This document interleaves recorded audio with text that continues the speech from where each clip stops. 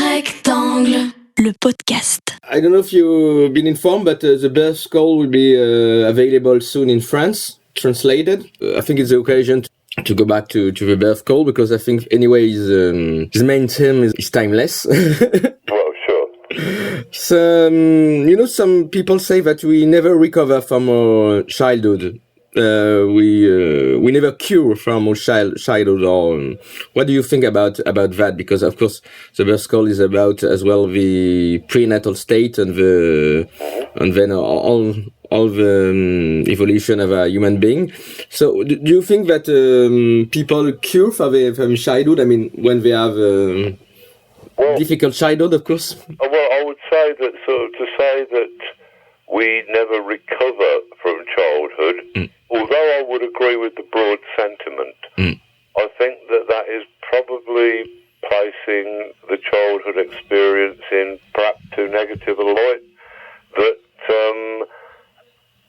the way that I tend to see it is more in the sense of our childhood will always be a part of us.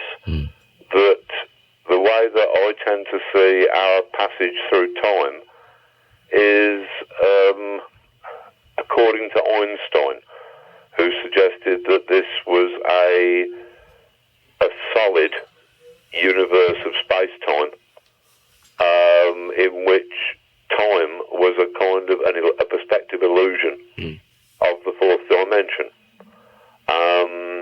That being the case, then our existence has to be kind of taken as a whole, and we're almost like long centipede-like forms embedded in this eternal and unchanging space-time.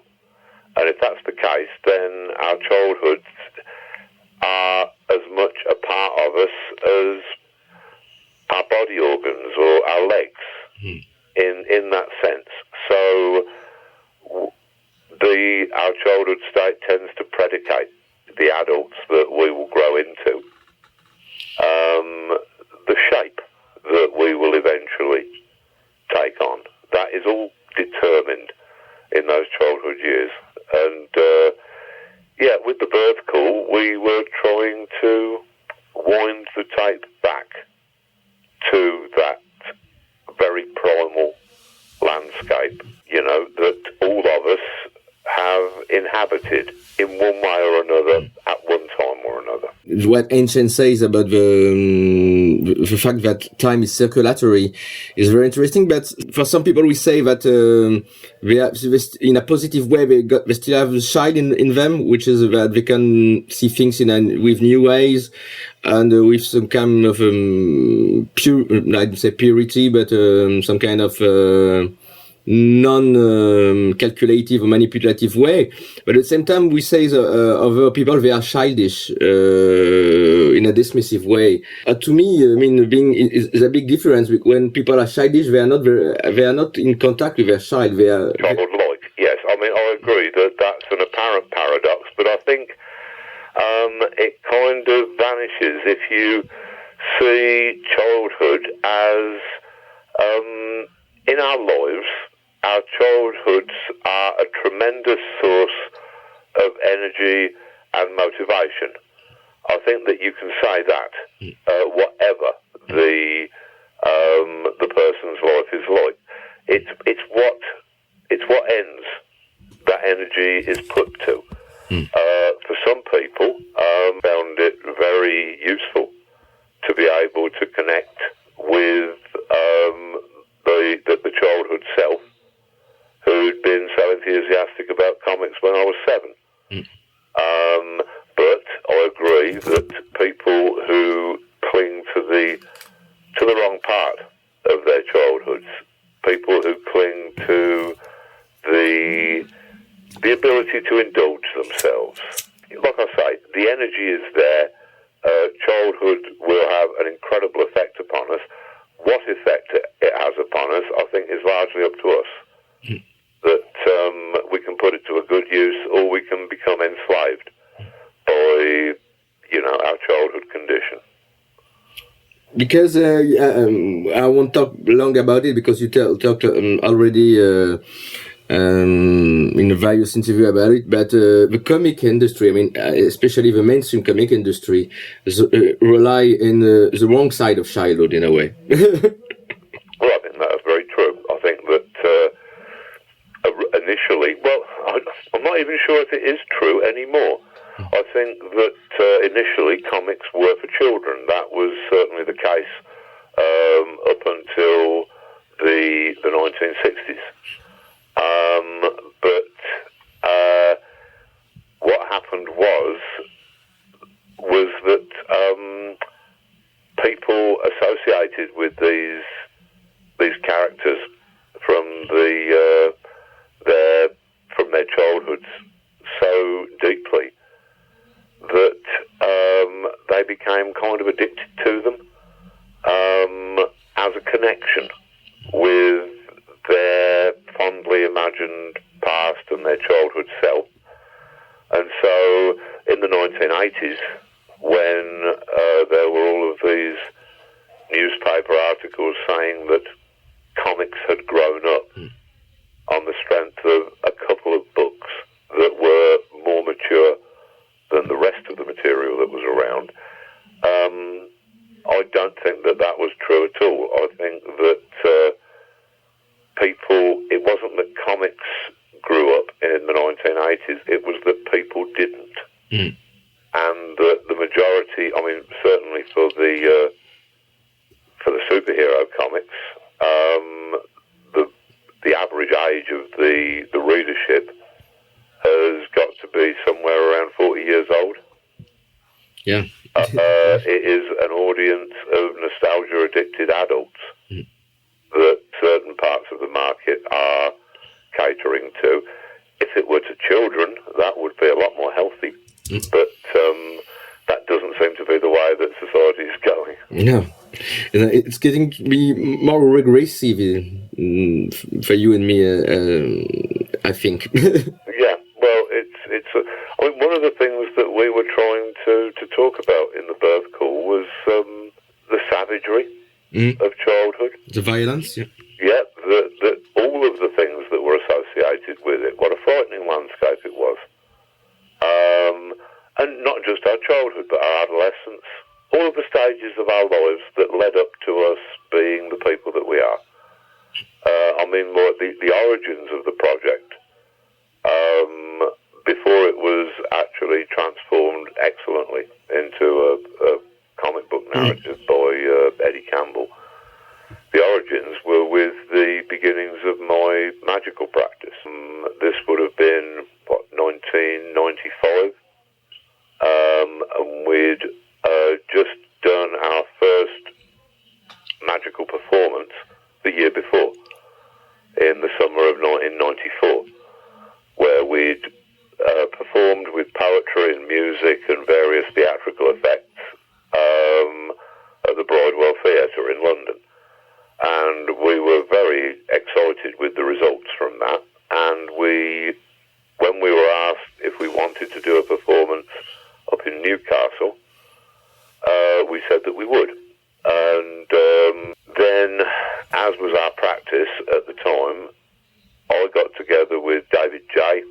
and Tim Perkins, who were my musical accomplices, and we involved ourselves in our version of a magical ritual to determine what we should do for this forthcoming performance, which was then several months in the future. And instead of getting any of the usual occult pyrotechnics, what we got instead was a series of absolutely involving and absorbing monologues about our childhoods. So we decided that this was what we were being told, that our next performance was to be on the subject of childhood and life and all that goes with that. We hadn't really got much of an idea in mind for how we wanted to produce this or how exactly it was going to take shape.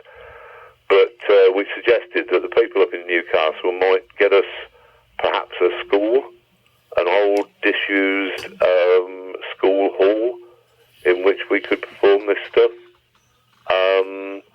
And they got back to us and said that they couldn't, but they could get us a beautiful Victorian court building in the middle of Newcastle. And so we thought, well, fair enough, that sounds like a good place.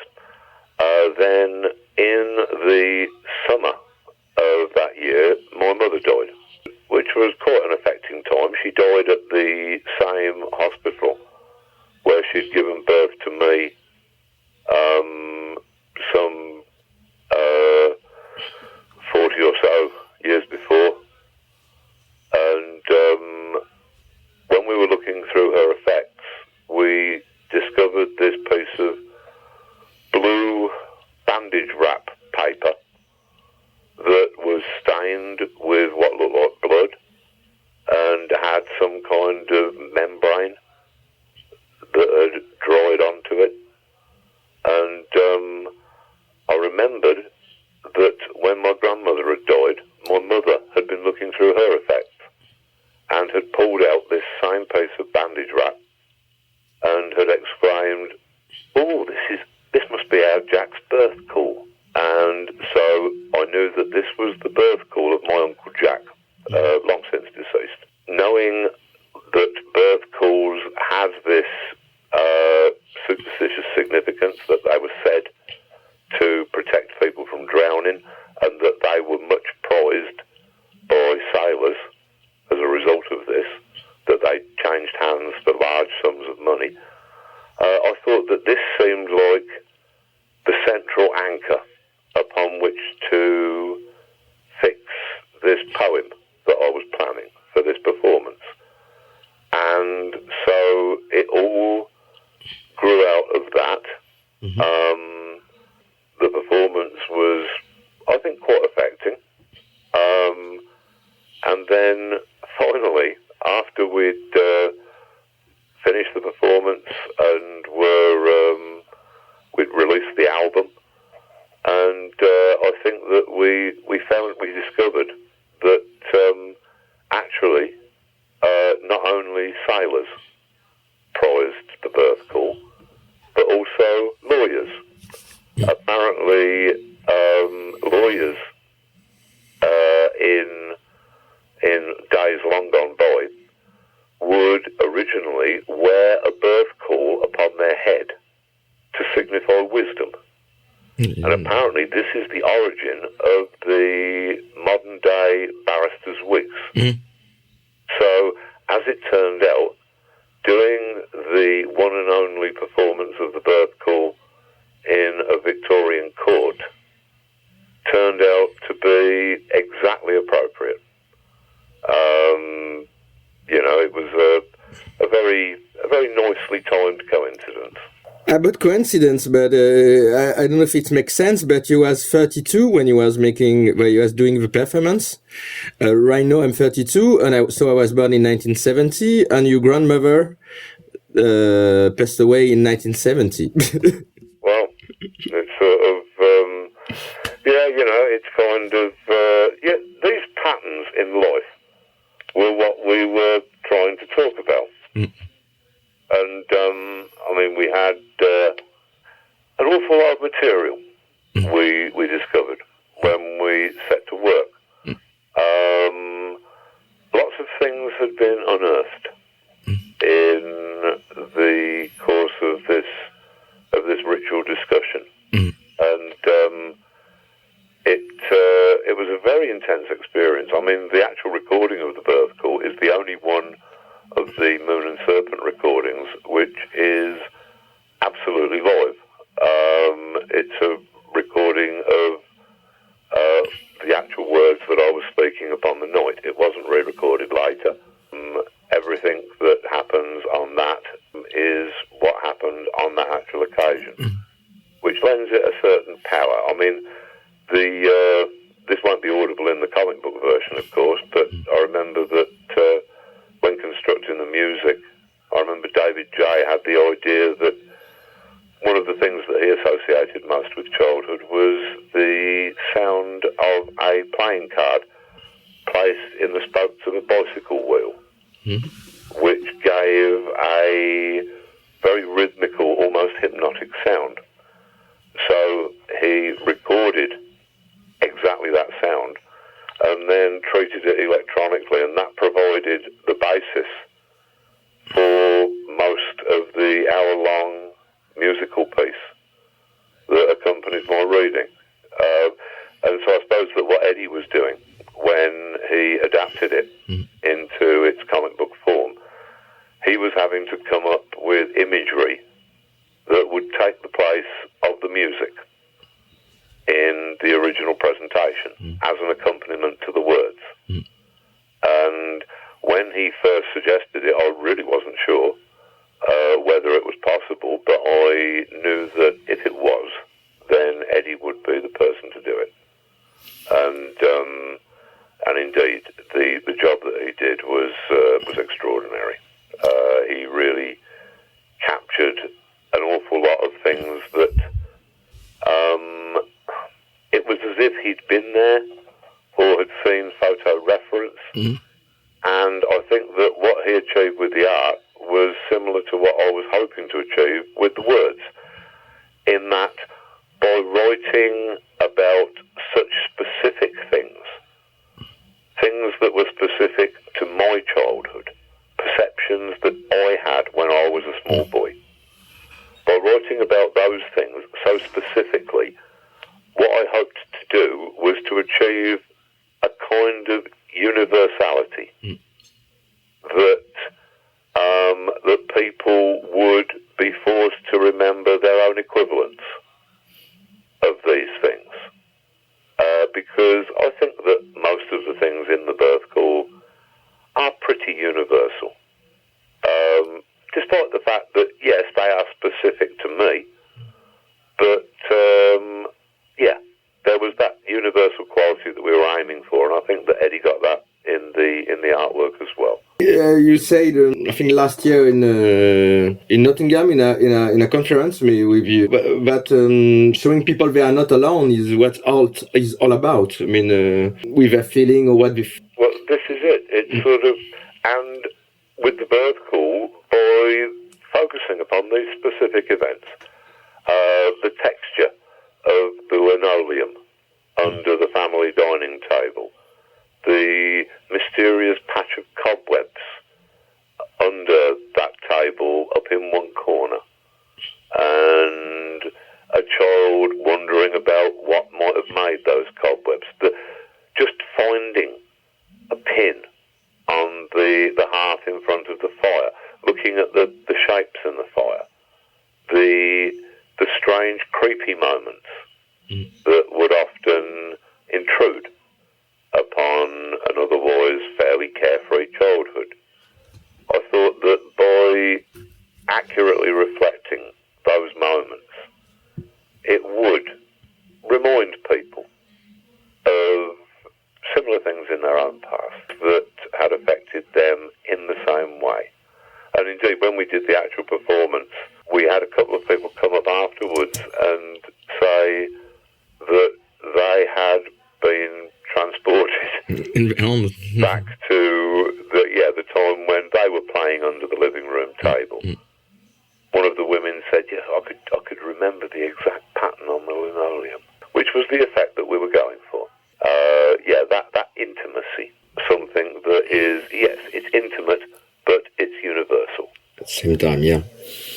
And of course, the venue of your performance was very important because, as I know, you are very much interested in psychogeography. So, of course, my question will be: what do you think about Guy Debord on the French Situationists, on what not only the theories about psychogeography, but their political agenda on all their writing. So, what do you think of the? Well, I mean, I was reading some stuff on the Situationists only recently. They are incredibly influential. I broadly agree with them, support most of their agendas. Certainly their approach to psychogeography was an influence, along with various other influences upon modern psychogeography. Yeah, the situationists are certainly up there on the list, along with people like Arthur Machen and the surrealists. The idea of forging a different relationship with a landscape, that sort of it enables you to own the landscape in a different way. And I mean, in terms of real life situationists, I mean, I think that Malcolm McLaren, he regarded himself as a situationist. I know that he was heavily influenced by Guy Debord. He was somebody that I respected as a situationist. I think that he managed to accomplish a great deal with his treatment of the society of the spectacle. I wouldn't say that situationism was the last word in those kind of ideas, but certainly a really strong formative influence that underlies modern psychogeography. Because I'm talking about situationism and Guy Debord, because nowadays even some kind of advertisement guys or are using even the entertainment business sometimes in France and other part of the world run by people who have read Guy Debord and don't use it to deconstruct things but to integrate how to say it, to integrate the criticism in what it can do towards society into the spectacle to make money. This is it. It's I suppose that even our most radical points of view will eventually be assimilated. Things that, yes, the revolution will be televised. Yeah. But points of view that we may have thought were incredibly radical or would change everything at the time. Yes, they do become tomorrow's advertising campaigns. This is an unfortunate fact of modern life. I think that, like with the Birth Caul, what we were trying to do was to cut through a lot of our somewhat disjointed modern consciousness of living. The way living seems to us now, which is shot through with advertising slogans and with commercial agendas. We could get back to this primitive state, not as a culture, but as individuals. As individuals, yeah. That we could conjure that landscape that was our starting point, and that we could make some comparisons between between the levels of our consciousness and our perceptions at different points along that journey. So we were starting with the modern day, the audience sitting there listening to the original reading, and then we were trying to regress them through early adulthood, their teenage years, their childhood, their infanthood, that pre-verbal state, and finally a prenatal state, trying to wind the tape back as far as it could possibly go, right to its biological origins, to find out where does the individual start, where does the person come into being. Aren't we different people at all of the stages along the way? Is there truly an individual in this? Because to compare ourselves as we are now with ourselves when we were young adults, ourselves when we were teenagers, ourselves when we were children, you're talking about a set of completely different individuals who nevertheless have this illusion of continuity. And I think it was that kind of territory that we were trying to unravel in the Birth Caul, and to shift the focus away from the contemporary focus, which is largely dazzled by media,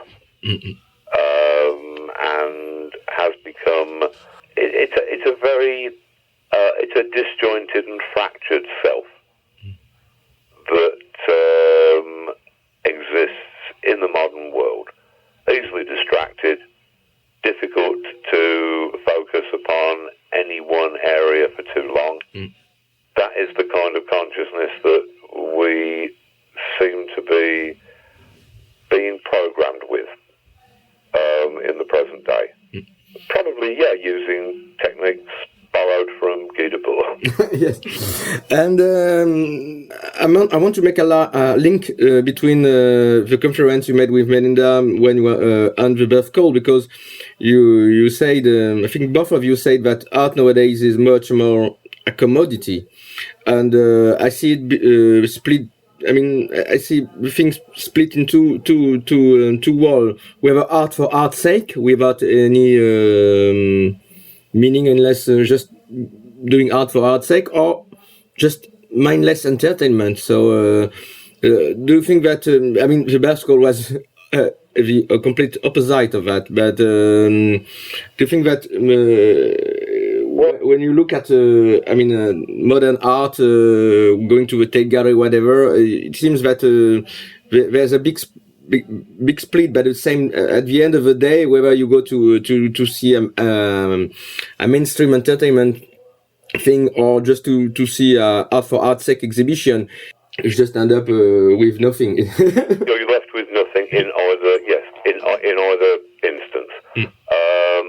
I'd agree with that completely. I think that our popular culture is devouring itself, has apparently not had a single new idea in the past couple of decades, is endlessly just recycling previous ideas.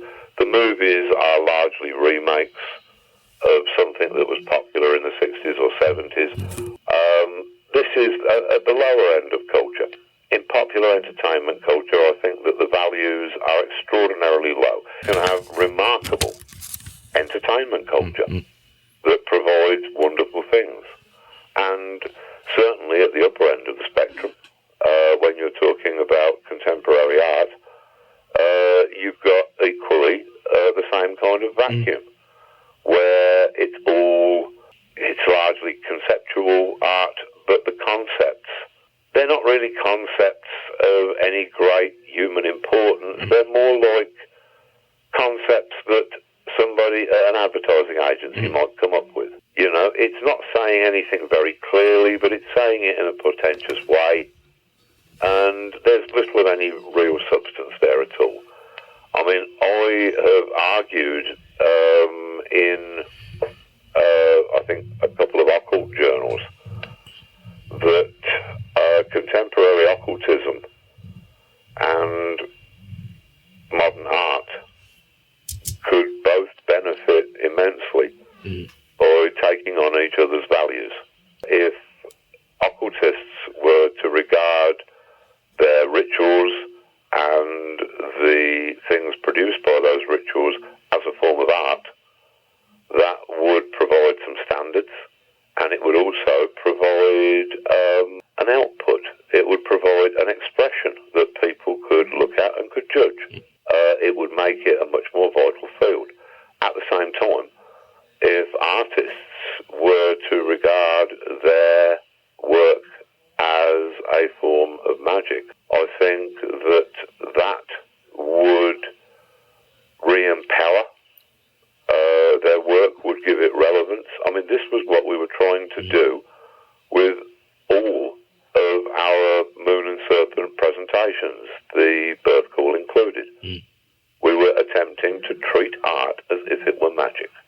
We were putting all of the meaning and the energy that we could into every part of the performance.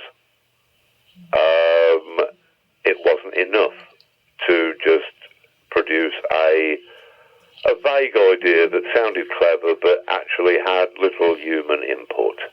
And it wasn't enough to simply entertain with an empty spectacle. What we wanted to do was to use the immense power of art, the power of music, the power of the spoken word, to combine these things with aspects of performance and to really communicate to the audience something which we felt was important and needed to be said. There isn't an idea of any importance behind most modern entertainment or most modern art. But do you think you was quite lucky in a way not going to art school? Because... Yes, of course I was.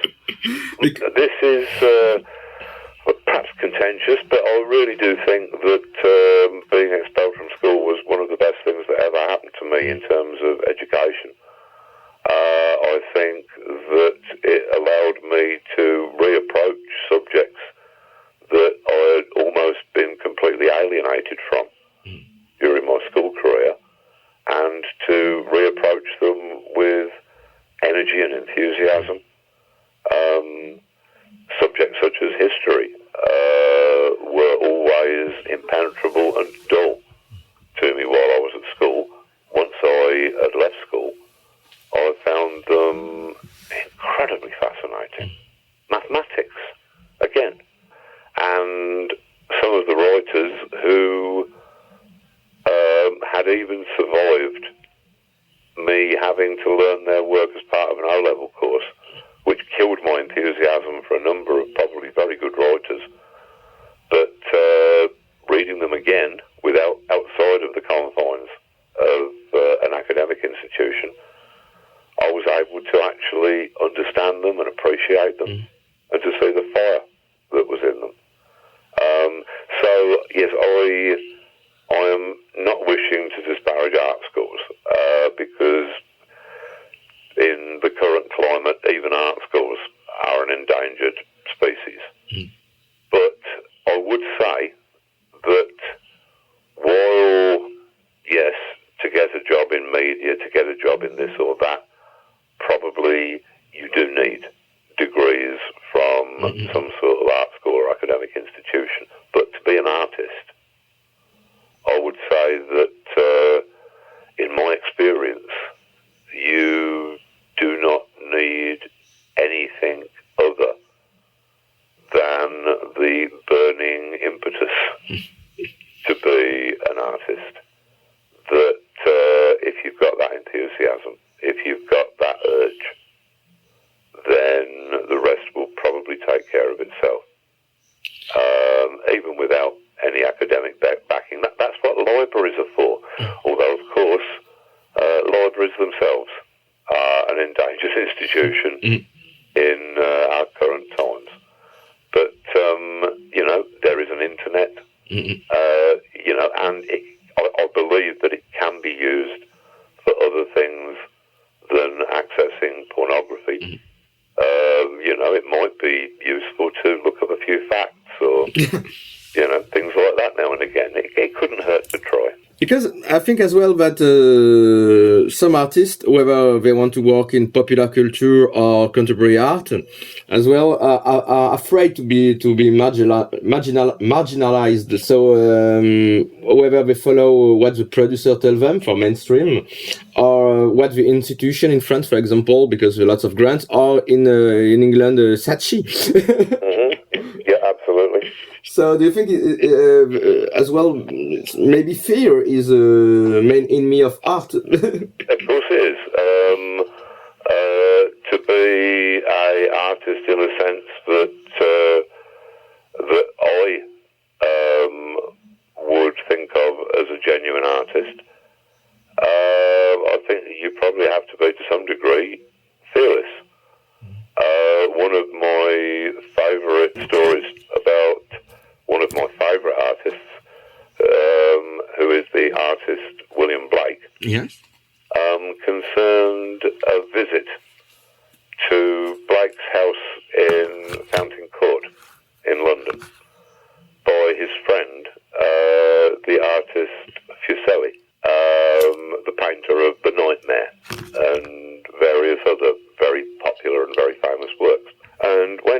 wandered into Blake's house. Blake was halfway through his lunch, which was cold boiled bacon, and Fuseli exclaimed, "Mr. Blake," because he always referred to William Blake as Mr. Blake. He says, "This is why you can do anything." He says, "I could not live like this." And I think right there, you've got an example of the kind of fearlessness that is necessary. You have to be prepared to live on cold boiled bacon. Then you can do anything. You have to be prepared to be marginalised, and that is by no means a bad thing. It is where I have spent the majority of my career, and it is the place that I have sought. The margins of culture are always the only place where anything interesting is happening. So, I mean, at the moment, with comics having become respectable, I find that my interest is moving more and more away from comics. Yeah, I've seen. No, it's like I preferred them, I think, when they were a gutter medium. When they, in certain aspects, had more freedom. But I can see a kind of a creeping worthiness, which I don't think bodes well for the medium. I like things when they're in their when they're still outside captivity. I mean, this is why I spent 16 years with Melinda working upon Lost Girls, because pornography seemed to me to be a marginal area that had no standards applied to it. It's one of the reasons why I became interested in magic, because there are few areas of human culture that are more marginal than sorcery. It's like the most exciting things are always those things that are happening on the margins of literature. William Blake in his day was incredibly marginalised. He, I don't think, sold a single picture. He sold some prints to close friends. He had one gallery exhibition, and it received one review which said, "Mr. Blake is an unfortunate lunatic." And that was it. Yes, he was marginalised, but as it turns out, he was William Blake. Most of the people that I'm interested in have led lives like that. H.P. Lovecraft, somebody else who I have a great deal of interest in. He was somebody who, in his lifetime, never saw any of his work published in book form, who was working in the despised pulp publishing industry, which he himself thought of as worthless and vulgar. You know, it's sort of, and yet he stuck to his guns. He didn't do what he thought would be popular. He did what he thought he needed to do. The same as William Blake has done. The same as any true artist should surely attempt to do. And I would like to play the devil's advocate, but what do you think of people like John Cassavetes, who was making commercial films to have money to fund his own independent films? Well, I've got no problem with that. We all have our different... It's very, very difficult to actually create worthwhile art, especially in the modern world. It probably always has been. Certainly, I've got no problem with John Cassavetes doing commercial features to fund his extraordinary body of work. I mean, I've done similar things myself. myself. You know, like back in the day when I was doing Lost Girls, From Hell, Voice of the Fire, and initially Big Numbers. Big Numbers was selling really well, but that was derailed for other reasons. But From Hell, to start with, when it was coming out in limited editions, of one small volume or an episode at a time, it was only read by about sort of 15,000 people, something like that, which is not really enough to make a decent living out of. So, yes, I did other work that was commercial work. I always tried to make it as good as I possibly could, given that it was commercial work.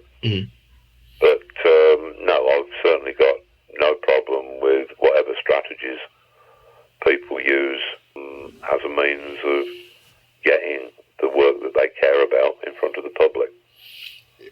I'm thinking of you. I'm making the analogy with Scott Walker or another pop star. It seems that people again and again want him to sing "The sun ain't gonna shine anymore," and he's going more advanced work today, much more sophisticated work today.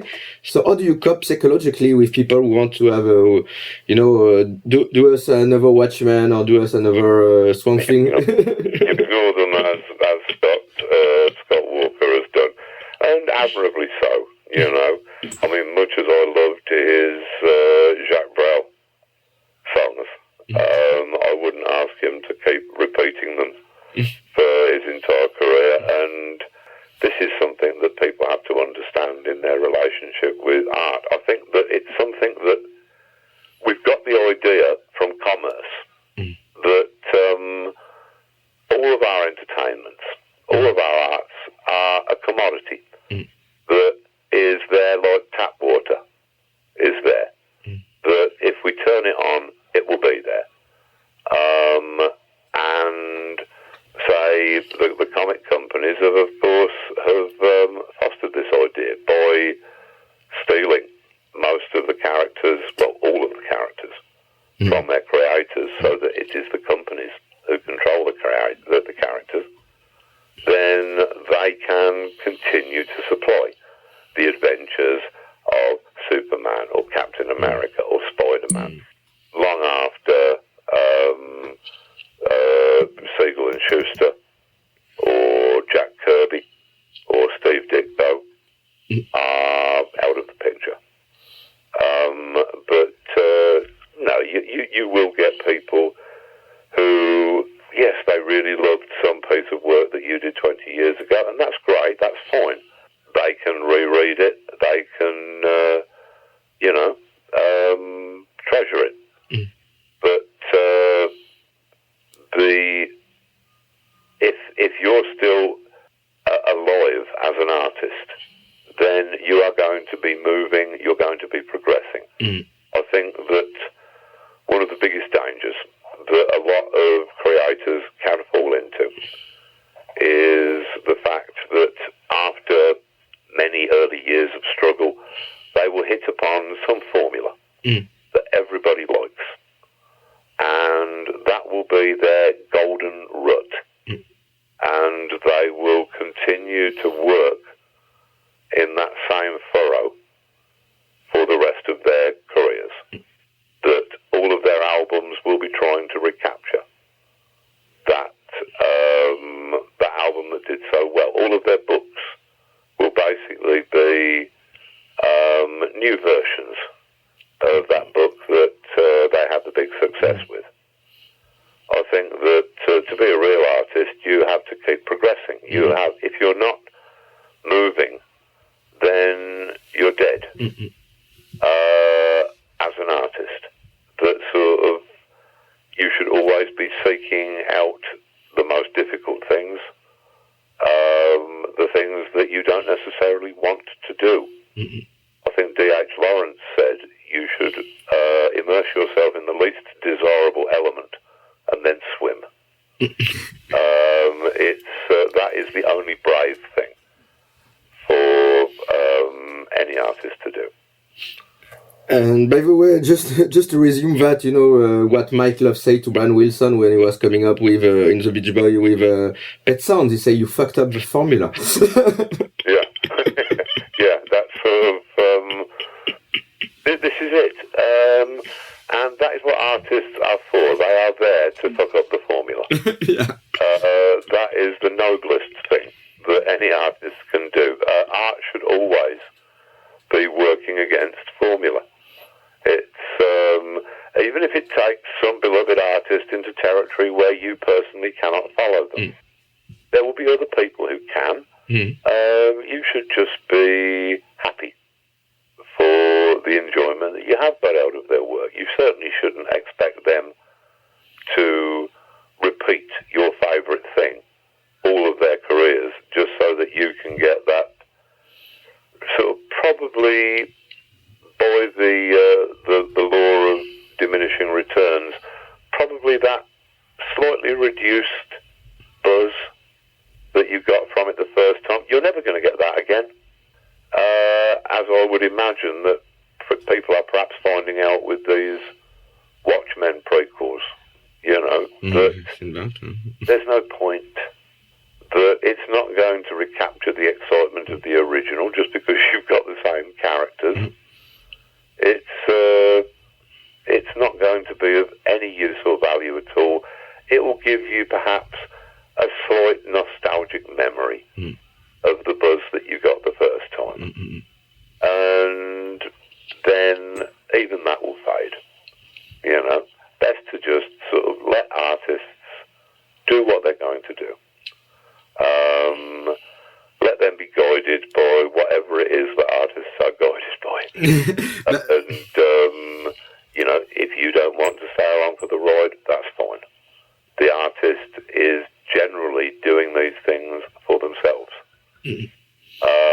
You're generally doing something because not because it's what your readers wanted, but it was because it was the thing that you needed to do.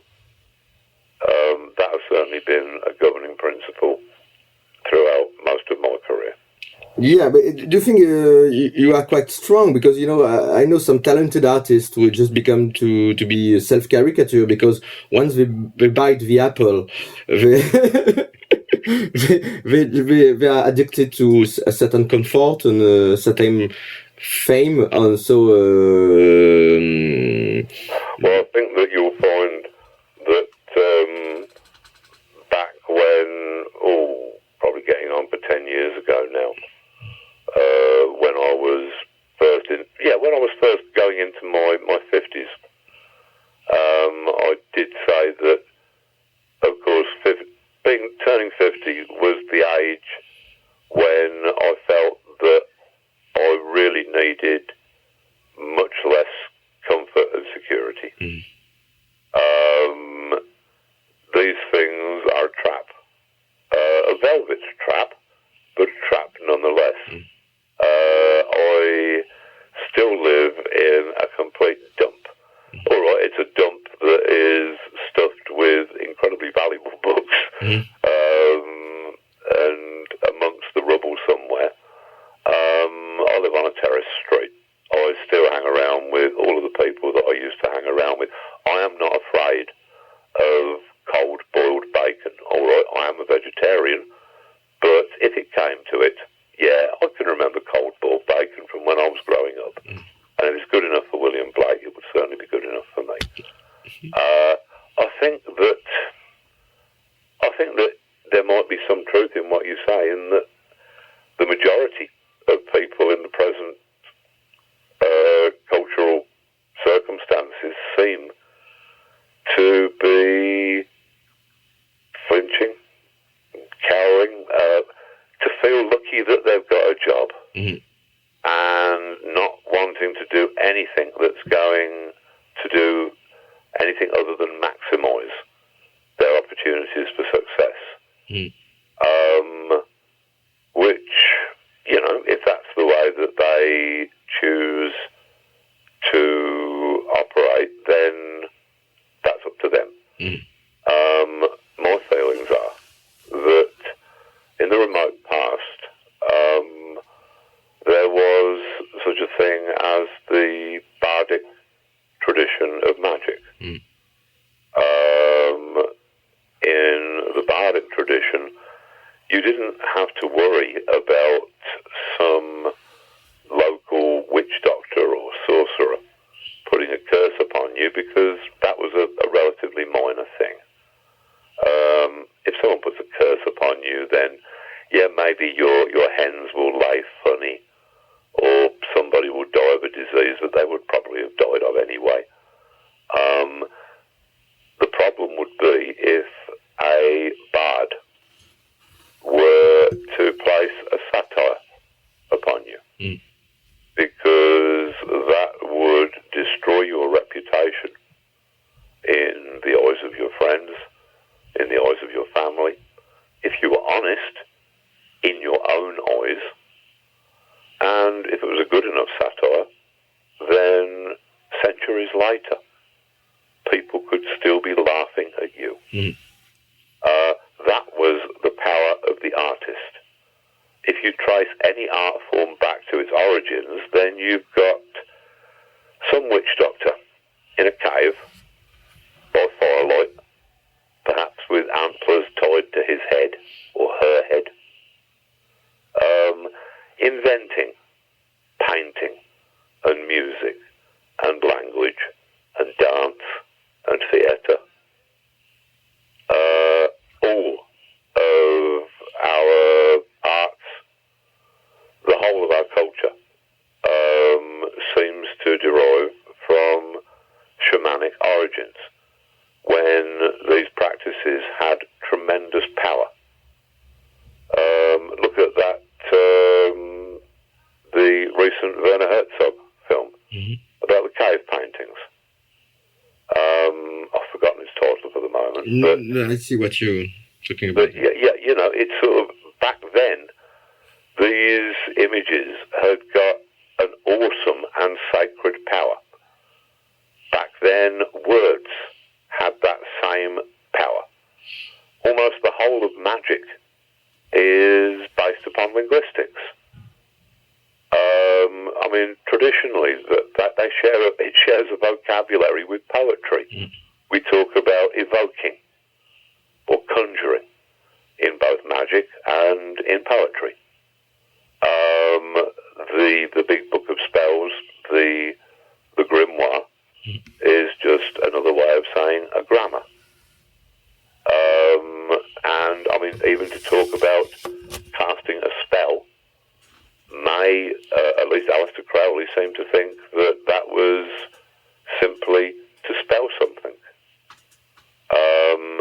And he said that the best book of magic that you will ever own is an etymological dictionary. And I tend to agree with him on that. These things used to have such enormous power, and yet, somewhere along the way, artists have been convinced that no, they are not powerful magicians. They are mere entertainers. That they are lucky to be able to find work. There is nothing awesome about them or about the things that they produce. I would say that is largely a matter for the individual artist to decide. And my choice on that is that that's not how I choose to see myself as an entertainer. And if that sometimes leads me into unprofitable territory, then I'm more than happy to take on any hardships that come from that, because of the enormous freedom and liberty that allows me. You know, it allows me to produce works like The Birth Caul, or Lost Girls, or Jerusalem. Yeah, without anybody telling you what to do, yeah. That's it. It's sort of, this is, because I am not afraid of cold-boiled bacon, I can do anything. Yeah, and I don't know if you know the French fable about the hare, the rabbit, and the turtle. Yeah. You know, the rabbit is sure to win the race. Oh, sure. But the hare and the tortoise. Yeah. That's sort of, but yeah, it's, I think that just doing it right doing the right thing, and having respect for the areas that you're working in. I mean, I have often said that an aspiring artist, an aspiring writer could do a lot worse than to treat their field as a god, to do their work as if they were offering it up to an actual divinity, as if they were trying to make it good enough for whatever they imagine a god to be. I mean, it doesn't matter if the gods are really there or not. But if you treat your work with that respect, with a respect that borders upon worship, if you actually look at writing and the incredible things that it can do, how does that actually differ from the power of a language god like Hermes?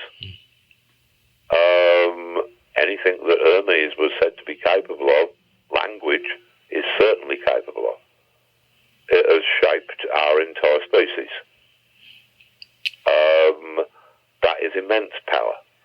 And if you're a writer, that is the substance that you are handling, that you are dealing with. Imagery, again, an immense power. And handling both at once, yeah, that's, potentially a very, very charged and powerful way of doing things. I think that, yes, people should respect the art that they are doing as if it were magic. Then they would they'd probably produce better art. And as you say, the art and magic are very much linked. I mean, even maybe even the same thing. And but I have some difficulties to understand all the concept of alchemy. Alchemy, yes. In simple terms, because lots of alchemy books sometimes are very much hermetic, and I know that alchemy is something that interests you very much, and maybe in the Moon and Serpent Bumper Book of Magic you will write about alchemy. But can you explain? We do talk about alchemy in the Bumper Book of Magic. We cover a couple of the alchemists, and I mean, basically, alchemy, the word itself derives from chem, K-H-E-M, which was ancient Egypt. And in chem, they were doing a lot of metallurgical experiments. They were creating new alloys, and they were, as was their practice, associating these new alloys with a certain planet, a certain colour, and it is from these sources that alchemy and, of course, chemistry both derive. Now, the alchemists, there seems to be almost two different sorts of alchemists, although a great deal of overlap between them. And you could basically divide it into metallurgy and metaphor. On the one hand, there probably were those people who were definitely trying to produce material gold. A lot of them who blew themselves up during the experiments. The other source of alchemy, it's the gold that you're seeking is the golden self-aware state that potentially exists within any individual. The Kabbalists refer to it as the solar sphere, Tiferet. But this is the gold that at least some of the alchemists were seeking. They we were talking not about transmuting lead into gold, but more about transmuting the leaden human condition into a more illuminated state. When they talked about ways of doing this, they talked about using something called the language of the birds, by which they meant a particularly intense form of poetry that they believed would be best suited to convey some of their ethereal alchemical ideas. And it's worth remembering that Monteverdi, the man who pretty much created, at least in the West, opera, that he was a practicing alchemist, and that he designed opera as a composite form of art that would include fabulous painted backdrops, that would include lyrical and poetic librettos, that would include music, that would include wonderful costumes, that would include acting, that would be designed to overwhelm the senses and to convey their meaning to the audience in an immersive way, which was certainly one of the techniques that we found ourselves unconsciously adopting when we were doing the Moon and Serpent material. It's like with alchemy, you can see that at least some of its practitioners were talking mainly about a very specifically applied form of art that you don't even have to look as far as something like alchemy, but even in, say, the Catholic Church, you can see the same attempt to overwhelm all of the senses at once. You have the sonorous organ music. You have the light coming through the stained glass windows and providing a kind of primitive light show. You have the incense burning in the senses. You have all of this stuff. You have the lyrical words of the incantations.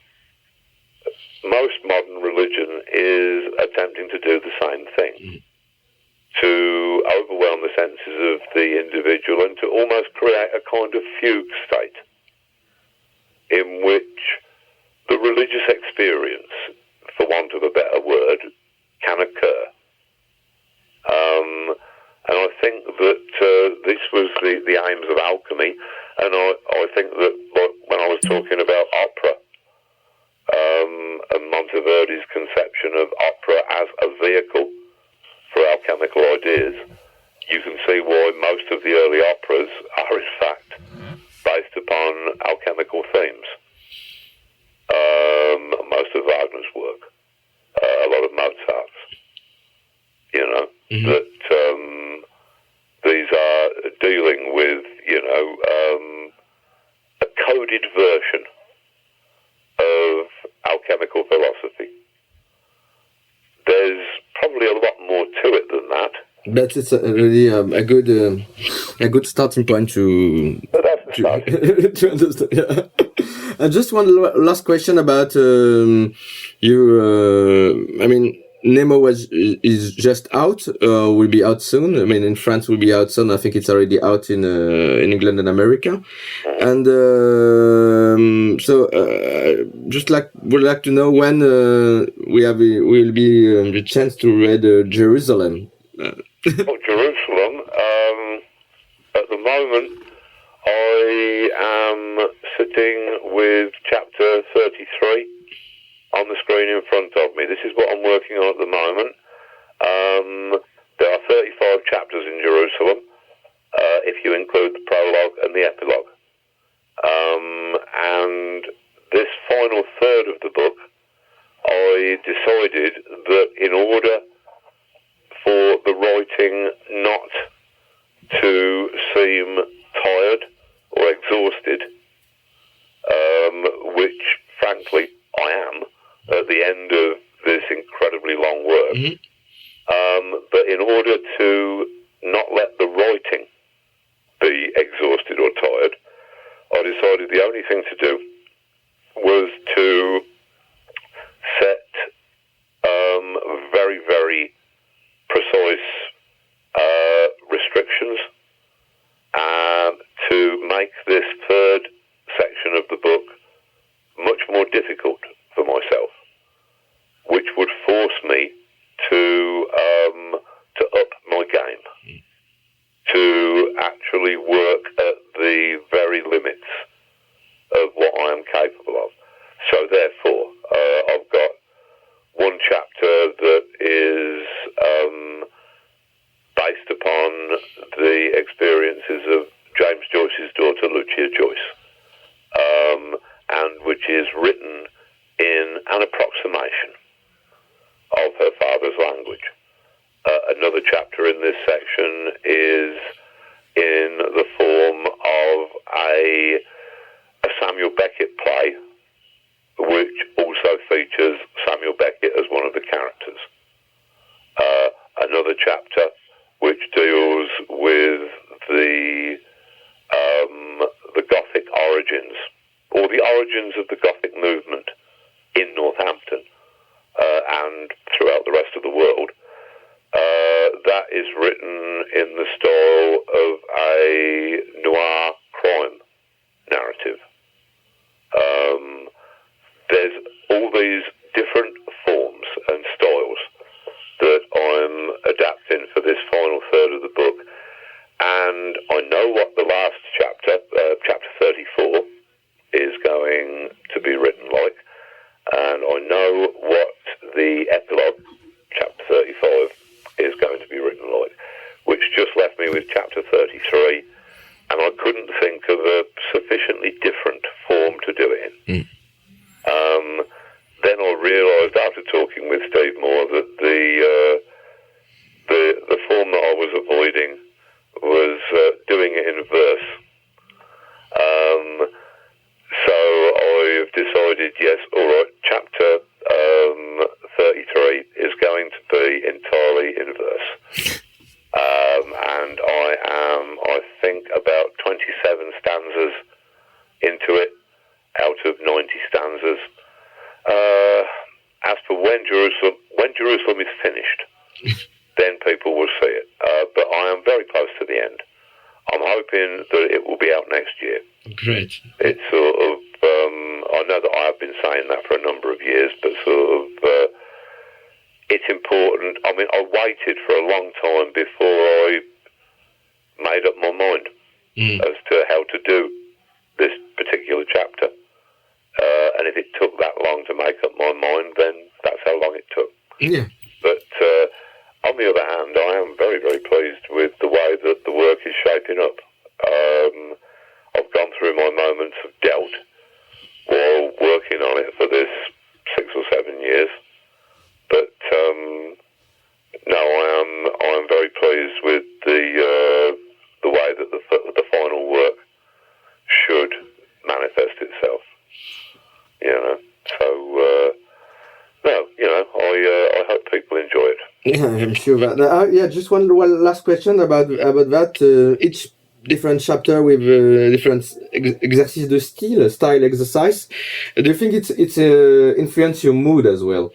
The way you think and you are, because each time you adapt your style, whether it will be a James Joyce influenced work or noir crime. It completely changes the way that you think and the way that you feel on a really profound level. When I was doing the James Joyce chapter, it changed the way that I actually constructed language. I would find myself having to resist the urge for a couple of weeks after finishing that chapter to make everything that I said into a series of compound words, because I'd started thinking like that. Doing this current chapter in verse, very unusual verse form. I mean, it's all in iambic pentameter, 10 syllables a line, and it's in 6-line stanzas. And the verse form that I've chosen is A, B, C, C, B, A, which is largely unused, and probably for very, very good reason. It's very, very difficult to actually kind of create a stanza from the outside in, having to come up with the first and last lines, and then working your way in towards the middle of the verse. It's unusual, and it does things to the way that you think. But on the other hand, that's quite entertaining and quite invigorating. It's certainly a lot livelier than if I was just turning out the same stuff in the same style forever and ever. Rectangle, le podcast.